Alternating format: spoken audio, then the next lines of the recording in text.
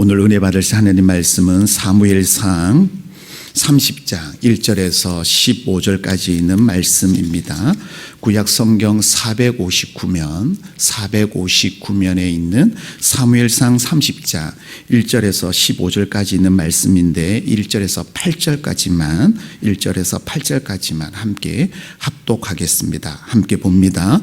다윗과 그의 사람들이 사흘 만에 시글락에 이를 때에 아멜렉 사람들이 이미 네겝과 시글락을 침노하였는데 그들이 시글락을 쳐서 불사르고 거기에 있는 젊거나 늙은 여인들은 한 사람도 죽이지 아니하고 다 사로잡아 끌고 자기 길을 갔더라. 다윗과 그의 사람들이 성읍에 이르러 본즉 성읍이 불탔고 자기들의 아내와 자녀들이 사로잡혔는지라. 다윗과 그와 함께한 백성이 울 기력이 없도록 소리를 높여 울었더라. 다윗의 두 아내 이스라엘 여인 하이노암과 갈멜 사람 나발의 아내였던 아비갈도 사로잡혔더라. 백성들이 자녀들 때문에 마음이 슬퍼서 다윗을 돌로 치자 하니 다윗이 크게 다급하였으나 그의 하나님 여호와를 힘입고 용기를 얻었더라. 다윗이 아히멜렉의 아들 제사장 아비아달에게 이르되 원하건대 에봇을 내게로 가져오라. 아비아달이 에봇을 다윗에게로 가져가매 다윗이 여호와께 묻자와 이르되 내가 이 군대를 추격하며 따라잡겠나이까 하니 여호와께서 그에게 대답하시되 그를 쫓아가라. 내가 반드시 따라잡고 도로 찾으리라. 아멘. 이 시간 목사님 나오셔서 말씀 증거해 주시겠습니다. 할렐루야. 우리 아버지 하나님은 사랑이십니다. 그 하나님은 여러분과 저를 사랑하십니다. 또한 그 하나님은 여러분과 저를 위한 놀라운 계획을 갖고 계십니다. 3월 29일 새벽 기도를 통해서 다시 한번 저와 여러분이 우리 주님의 풍성한 사랑을 체험하시고 또 우리를 향한 놀라운 계획을 발견하게 되시기를 예수 그리스도의 이름으로 축복합니다. 오늘 봉독한 말씀을 중심으로 여호와를 힘입고 용기를 얻었더라라고 하는 6절의 말씀을 가지고 은혜를 나누기 바랍니다. 저를 한번 따라해 주시기 바랍니다. 여호와를 힘입고 용기를 얻었더라. 여러분이 어떤 고난과 시련과 난관을 당해도 여호와를 힘입어서 또 용기를 얻는 우리 모두가 되기를 주님의 이름으로 축복합니다. 오늘 말씀을 보면 한마디로 첩첩산중이죠. 엎친 데 덮친 격이죠. 우리가 어제까지 말씀을 보았지만 블레셋 왕 아기스가 아벡으로 그를 끌어내서 이스라엘 백성 사울을 치자고 그래요. 사울도 네 원수가 아니야. 같이 쳐야 되지 않겠느냐. 그러니까 사실은 다윗의 입장에서는 흔히 말하는 빼박이죠. 빼도 박지 못하는 그런 상황인데 블레셋의 장로들이 방백들이 말하기를 아니다. 이 사람은 유다 사람입니다. 만약에 나갔다가 우리를 공격하면 우리가 죽게 되지 않겠느냐라고 해서 빠져나온 거예요. 그러니까 어떻게 보면 천만다행이죠. 야, 다행이다. 그리고 사흘길을 거려서 다시 이제 시글락에 오게 되는 거예요. 이 아벡과 시글락은 한 80km 이상 되는 거리예요. 그러니까 군인들이 무장을 하고 열심히 행군을 해도 한 사흘 정도 걸리는 거리거든요. 그러니까 이제 사흘을 걸어왔으니까 기분은 좋았겠지만 육체적으로 상당히 피곤했겠죠.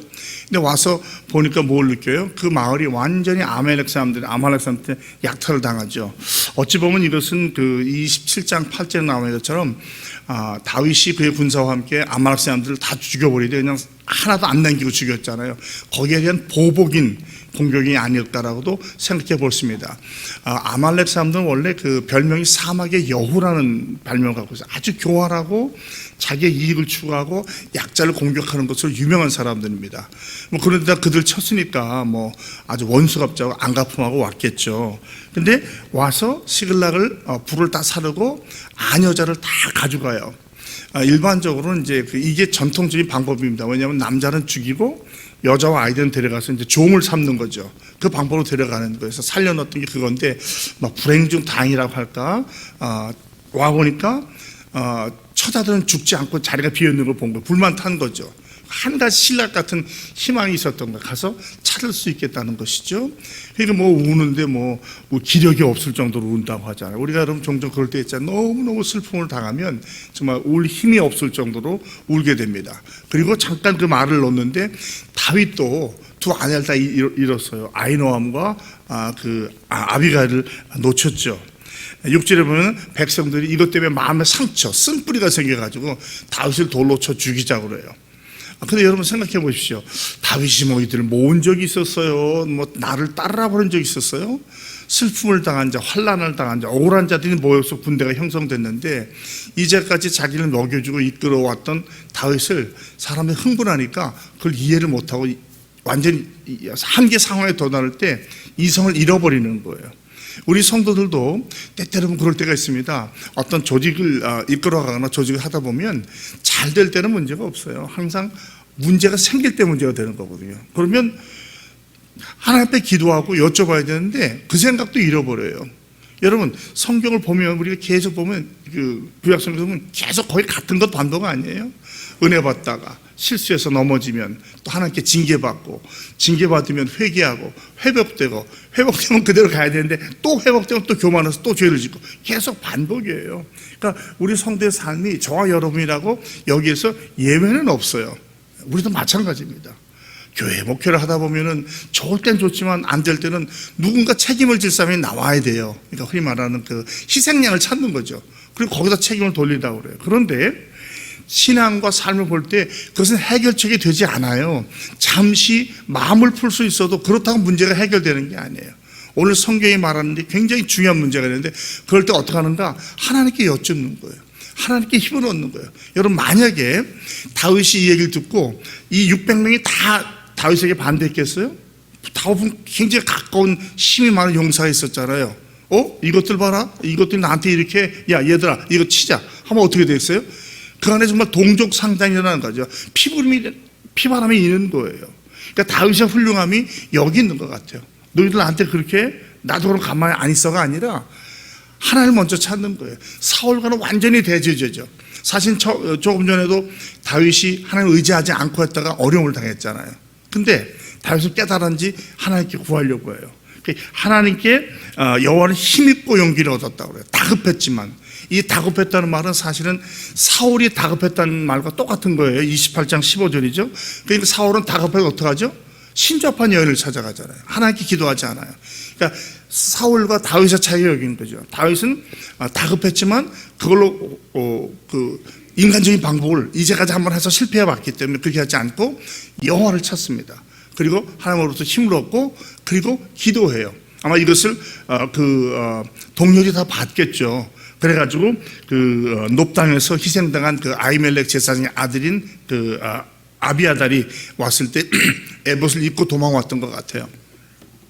우리가 아는 것처럼 에봇은 그 제사장이 입는 그 겉옷이잖아요. 겉옷. 여기 흉패가 달려있죠. 이 흉패 안에 우림과 둠밈이 있어요. 그래서 이게 어떤 결정을 할 때 하나님께 여쭤보는 거예요. 그래서 이제 똑같은 게 나오면 뭐 가다. 일반적으로 뭐 우림이 나오면 반대다, 둠밈이 나오면 기다하는데 정확히는 알 수는 없겠으나 이걸 가지고 이제 하나님께 여쭤보죠. 다 여호와께 묻자와 이래. 요 오늘 말씀과 함께 같은 부제가 한다면 여호와를 힘입어 용기를 얻었는데 그 다음에 하나님께 여자와 묻자와 아랬다는 것이죠. 우리도 어떠한 상황을 만나도 좋을 때만이 아니라 나쁠 때만이 아니라 언제든지 무슨 일을 행하기 전에 하나님께 여쭤서 알아보는 게 기도를 말하는 거죠. 하나님 제가 이들을 추격하면 따라잡겠습니까? 라고 했을 때 주님의 응답을 받죠. 그를 쫓아가라 반드시 따라잡고 도로 찾으리라. 그러니까 사실 다윗이 이제 왕으로 가는 아주 거의 마지막 시험이라고 할 수 있어요. 계속해서 이 광야 생활을 하는데 이것이 우연은 아니라는 거예요. 하나님께서 왕좌로 가기 위해서 사람을 의지하지 말고 하나님을 의지하는 것을 가르쳐 주는 것이죠. 물론 돕는 자와 동역자와 조력자도 필요하지만 핵심은 뭐예요? 하나님을 의지하는 거. 하나님은 뭐라고 하실까? 예수님은 어떻게 생각하셨을까? 항상 우리가 여쭤보는 거 있잖아요. 예수님이라면 어떻게 하실까? 다윗은 이걸 지킨 거예요. 그래서 하나님께 여쭤보고 주의 응답을 받습니다. 사단이 우리에게 많이 쓰는 전략 중에 하나가 절망시키는 거예요. 절망시키면 이제 낙심하게 만드는 거죠. 절망하면 두 가지 현상이 일어나요. 하나는 극단적으로 아주 자포자기 해버리는지, 그래서 그냥 다 아예 그냥 끝났어, 이제 아무것도 아니야 라고 해서 그냥 자기 몸을 막 굴린다든지 뭐 술 담배를 막 한다든지 죄를 짓는다, 이러지고 갈 수 있고, 하나는 분노하게 만들어요. 분노하면 그 분노가 되게 남한테 가죠. 일반적으로 절망하면, 자포자기하면 나를 원망하고 나를 탓하지만, 분노하게 되면 누군가 책임을 물을 자를 찾는 거예요. 그리고 거기에다 모든 책임을 전가하려고 하는데, 아마 이스라엘 백성들은 이때는 자기의 잘못이라고 하기보다는 누군가 희생양을 찾아서 다윗을 원망하고 다윗을 넘어뜨리려고 했던 것 같아요. 그런데 이것은 여기에서만 일어나는 게 아니에요. 이스라엘 백성이 출애굽해서 신광야에 있을 때 물이 목말라서 물을 찾는 물이 없으니까 어떻게 해요? 하나님과 이스라엘을 원망하고 돌로 치려고 하죠. 그때 모세가 하나님 앞에 무릎을 꿇어요. 아마 다윗은 이 얘기를 듣고 자기도 그렇게 했을지 모릅니다. 또 이스라엘 백성이 40일을 정탐한 후에 자기들의 불리한 결과를 가져왔을 때 여호수아 갈렙이 아니라고 말할 때 여호수아 갈렙을 또 돌로 치려고 해요. 또 역시 광야에서 이스라엘 백성들이 민수기 20장이죠. 모세와 하나님을 원망해서 돌로 치려고 합니다. 그러니까 전혀 뭐 새로운 건 아니에요. 그러니까 우리가 어떤 일을 하다가, 좋은 일을 하다가도 욕을 얻거나 미움을 받는 것이 전혀 이거 웬일이야 라고 할 필요가 없어요. 살다 보면 그런 일이 종종 일어나요. 가까운 사람도 부부지간도 원망하고, 부모 자식 간에 원망하기도 하고, 형제 자매간도 원망하고, 친구와 동료간에도 원망하고, 상사와 부하 직원도 원망하고, 교회에서 성도끼리, 교역자와 성도끼리 원망할 수 있어요. 하시라는 게 아니라 일반적인 사람이 그것 때문에 깜짝 놀랄 필요가 없다는 거예요. 사람은 다 똑같아요. 거기서 거기 아니에요. 그걸 가지고 또 노하거나 막 낙마할 필요 없이 어떻게 해야 돼요? 하나님 앞에 가져가는 거예요. 여호와께 힘을 얻는 것 외에는 없어요. 여러분이 사람에게 힘을 얻어야, 위로를 얻어야 어디까지 얻겠어요? 또 우리가 위로를 해봐야 얼마나 하겠어? 어느 정도는 되겠죠. 그러나 궁극적으로는 하나님 앞으로 나아가서 하나님께 드리고 하나님께 위로 얻는 것밖에 좋은 방법은 없는 거예요. 그리고 그때 얻는 힘이 정말 새 힘이 되는 거죠. 이게 다윗은 이런 한계 상황에서도 일반 사람들처럼 막 노하거나 분노하는 것이 아니라 여호와를 찾았어요. 그리고 여호와께 힘을 얻습니다. 그리고 기도해서 응답을 받는 거예요. 여러분, 위기는 기회입니다. 한번 따라하세요. 위기는 기회다. 왜 그렇습니까? 위기에 기도 응답과 기적을 체험할 수 있거든요. 모두가 잘 돼갈 때는 그런 걸 체험하기가 어려워요. 그래서 위기 한계 상황에 왔을 때 하나님을 의지하면 하나님이 도우시는 것을 체험하게 되죠. 그것이 또 우리 신앙에서 새로운 힘이 되는 거예요. 다시 한번 말씀드리지만, 하나님께서는 모든 것을 합력하여 선을 이루어 주신 줄로 믿으시 바랍니다. 이게 그러니까 택한 백성은 이 고난도요 우연이 아닌 거예요. 하나님의 크신 그림 안에 있는 거예요. 내가 보기에 이상한 것 같지만 지나고 보면 어떻게 됩니까? 아하, 하나님께서 이것을 통해서도 역사하시는 걸 우리가 깨닫게 되고 자꾸 반복적으로 알아가네. 너무 쉽게 잊어버리니까 계속해서 똑같은 스토리를 가르쳐 주는 거죠. 그래서 우리로 하여금 깨닫고 알아가게 하는 거예요. 우리도 보면 처음에는 신앙을 시작할 때는 다 잘 되는 것 같다가 시험을 당하고 낙심을 당하고 오해를 받고 미움을 당하는, 얼마나 낙심해요. 어떤 사람은 거기서 그냥 퉁그러져 나가서 신앙을 버리고 포기하는 사람도 있잖아요. 그런데 우리는 이제까지 왔어요. 그러니까 적어도 우리 이렇게 돌이켜보면, 잠시 시간을 내서 하나님의 역사를 돌이켜보면 봐도 하나님이 이것을 통해서 새로운 역사를 이루어 주시겠구나, 하나님께서 새로운 돌파구를 마련해 주시는구나 깨닫게 되는 거죠. 개인의 삶에서도 마찬가지고, 직장이나 이웃에도 마찬가지고, 교회에서도 마찬가지예요. 여러분, 위기 상황에 왔을 때는 하나님 무엇인가 응답해 주시고 복을 주시려고 하는 것인지 깨닫기 바랍니다. 그래서 항상 고난은 축복을 싸는 포장지라고 말하잖아요. 고난이 오면 힘들죠. 어렵죠. 누가 고난 당하기 좋아하는 사람이 어디 있겠어요. 그러나 적어도 이 성경을 통한 신앙의 선배들의 삶, 우리 신앙의 선배의 삶, 또 개인의 삶을 통해서 아는 것은 이게 여기서 끝나지 않는다는 거예요. 반드시 하나님께서 어떤 돌파구를 마련해 주시는 거죠. 평안할 때는 이게 잘 안 보여요. 그러나 위기 상황을 당할 때 이것을 체험하게 된 줄로 믿습니다.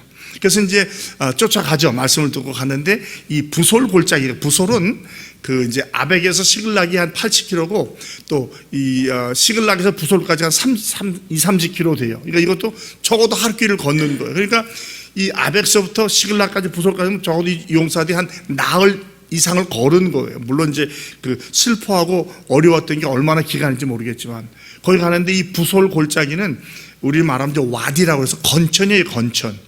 그러니까 되게 전쟁하는 때는 겨울에 싸우거든요. 물이 많이 흘러요. 건천이 갑자기 급류로 바뀌어요. 그런데 이 부솔은 이 이스라엘 남방에서 가장 깊고 큰 건천이에요. 그러니까 이때만에 비가 왔었다면 지친 사람들은 건너지 못하고 휩쓸려 가는 거예요. 그러니까 뭐 보통 잔잔하게 흐르는 시내가 아닙니다. 이스라엘은 비가 한번 오면 위에서부터 그냥 내려오면 그냥 삽시간에 다 휩쓸어 가는 거예요.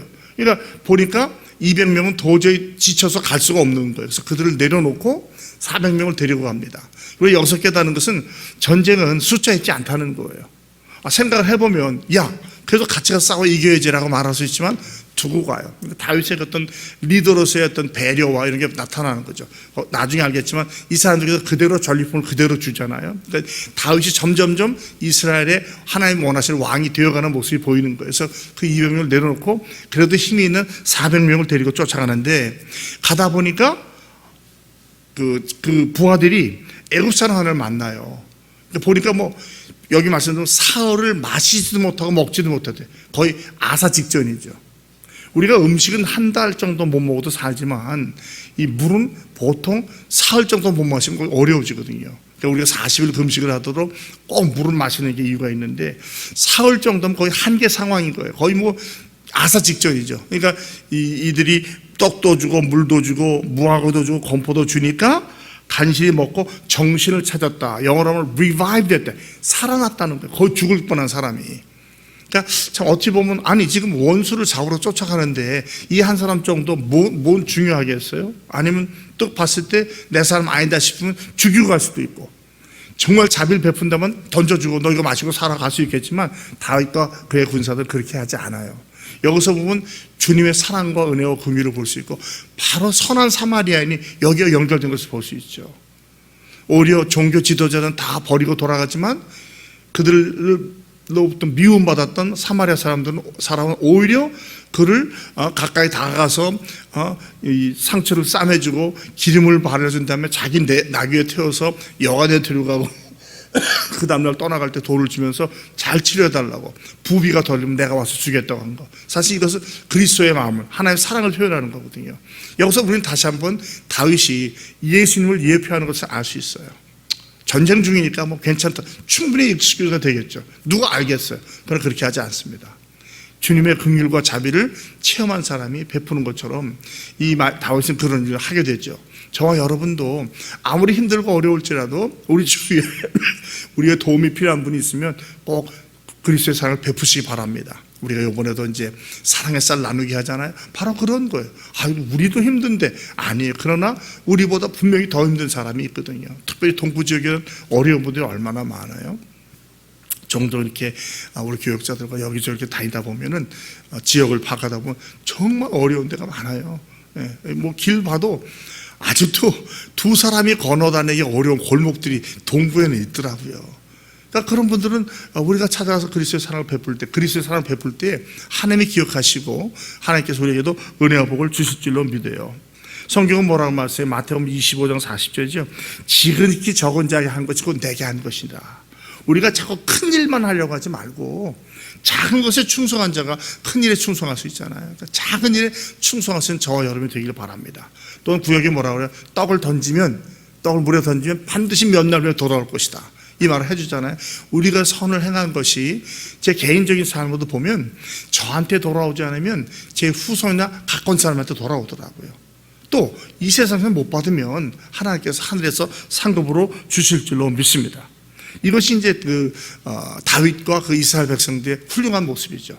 끝까지 약자를 배려해주고 긍휼과 자비를 베푸는 거예요.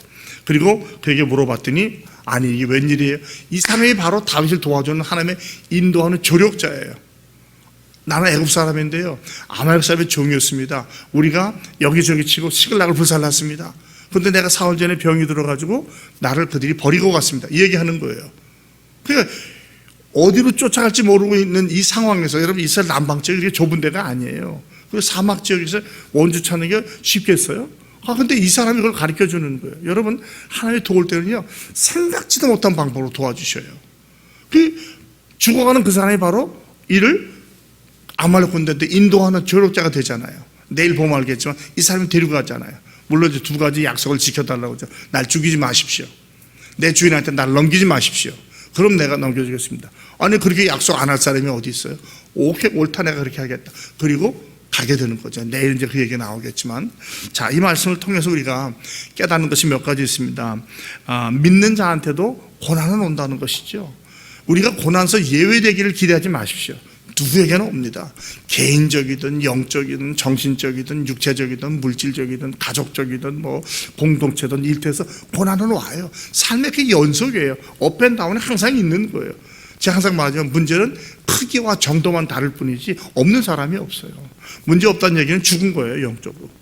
아예 그냥 마귀 사태에 넘어가서 신경 안 쓰는 거예요. 적어도 우리가 살아있어서 이 험한 세상에서 어둠의 권사와 정사가 잡고 있는 세상에 살아가려고 하면 끊임없는 영적 전쟁이에요. 오늘 하루도 우리에게 어떤 전쟁이 일어날지 몰라요. 그러나 이 말씀대로 위로를 받는 것은 지극히 다반사예요. 전쟁은 뭐 병가에서 지구 이기고 지는 건 다반사입니다. 바로 우리가 어떠한 마음의 태도를 갖고 살아가느냐, 하나님을 의지하고 죄 도우심을 구하는 거예요. 주님, 지금 상황이 이렇습니다. 도와주십시오. 지혜 주십시오. 증거를 보여주십시오. 돕는 자를 보내주십시오. 기도할 때 하나님께서 적합한 때에 적합한 사람을 보내주실 줄로 믿습니다. 또 곤고할 때는 답답하거나 좌절하거나 노하지 말고 기도하는 거예요. 입 딱 다물고 기도하는 거예요. 기도. 왜? 그럴 때 이 말이 나오면 아주 절망하는 말, 자포자기하는 말이 나오거나 막 노하는 말, 나중에 후회할 말이 나오잖아요. 그래서 그럴 때는 흥분할 때는 입 다무는 거예요. 아무리 기분이 좋아도, 아무리 기분이 나빠도 입을 다물고 기도하는 거예요. 마음을 진정시키는 거예요. 최소 30분에서 24시간이 필요하다고 그래요. 심리학자는 말하기를. 그때 오히려 기도하는 거죠. 주의 도우심을 구하는 겁니다.